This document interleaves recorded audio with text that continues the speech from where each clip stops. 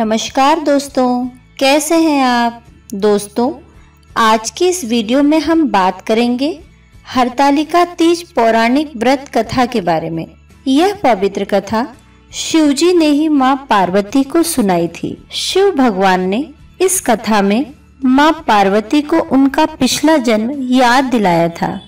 हे गौरा, पिछले जन्म में तुमने मुझे पाने के लिए बहुत छोटी उम्र में कठोर और घोर तपस्या की थी। तुमने न तो कुछ खाया और ना ही पिया, बस हवा और सूखे पत्ते चबाए।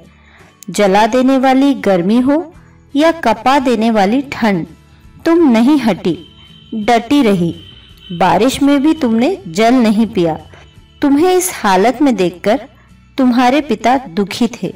उनको दुखी देखकर नारद मुनि आए और कहा कि मैं भगवान विष्णु के भेजने पर यहाँ आया हूँ।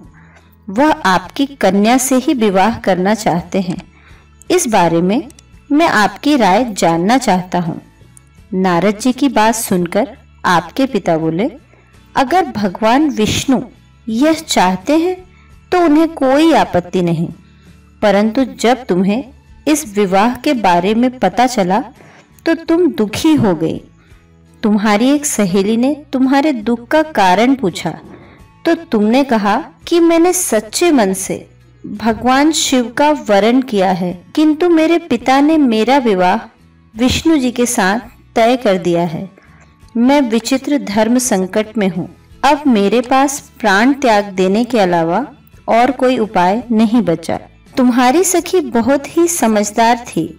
उसने कहा, प्राण छोड़ने का कारण क्या है? संकट के समय धैर्य से काम लेना चाहिए। भारतीय नारी के जीवन की सार्थकता इसी में है कि जिसे मन से पति रूप में एक बार वरण कर लिया, जीवन पर्यंत उसी से निर्वाह करे।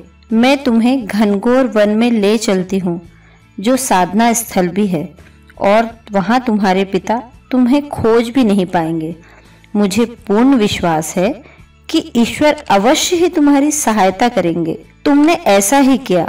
तुम्हारे पिता तुम्हें घर में ना पाकर बड़े चिंतित और दुखी हुए। इधर तुम्हारी खोज होती रही, उधर तुम अपनी सहेली के साथ नदी के तट पर एक गुफा में मेरी आराधना में लीन रहने लगी। तुमने रेत के शिवलिंग का निर्माण किया। तुम्हारी इस कठोर तपस्या के प्रभाव से मेरा आसन हिल उठा और मैं शीघ्र ही तुम्हारे पास पहुंचा और तुमसे वर मांगने को कहा। तब अपनी तपस्या के फलीभूत मुझे अपने समक्ष पाकर तुमने कहा, मैं आपको सच्चे मन से पति के रूप में वरण कर चुकी हूँ। यदि आप सचमुच मेरी तपस्या से प्रसन्न होकर यहाँ पधारे हैं तो मुझे अपनी अर्धांगिनी के रूप में स्वीकार कर लीजिए।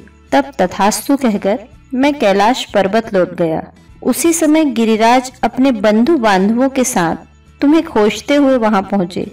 तुमने सारा वृतांत बताया और कहा कि मैं घर तभी जाऊंगी अगर आप महादेव से मेरा विवाह करेंगे। तुम्हारे पिता मान गए और तुम्हारा मुझसे विवाह करवाया। इस व्रत का महत्व यह है कि मैं इस व्रत को पूर्ण निष्ठा से करने वाली प्रत्येक स्त्री को मनवांछित फल देता हूँ। इस पूरे प्रकरण में तुम्हारी सखी ने तुम्हारा हरण किया था, इसलिए इस व्रत का नाम हरतालिका व्रत हो गया।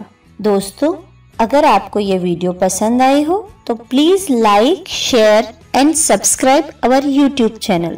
Thank you.